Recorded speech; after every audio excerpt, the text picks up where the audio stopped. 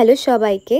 আজকের দিনে আমি একটু গেছিলাম নিজেকে প্যাম্পার করার জন্য মোনালিসা বিউটি পার্লারে। কালীবাড়ি রোডের ঠিক ডান দিকের রাস্তাতে একটু ঢুকে গেলেই পেয়ে যাবে তোমরা মোনালিসা বিউটি পার্লার। যাওয়ার পর তো দাদার সাথেও দেখা হয়ে গেছিল। এখানে সবকিছু অথেন্টিক আর ভালো ব্র্যান্ডের প্রোডাক্ট ইউজ করা হয়।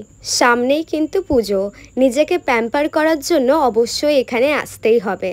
এত ভালো অফার কিন্তু মিস করলে চলবে না। পুজো আসার আগে কিন্তু অবশ্যই নিজেদের ডেটগুলো বুক করে নিও। এত ভালো রিভিউ দেখার পরে আমিও নিয়ে নিয়েছিলাম একটা হেয়ার স্পা।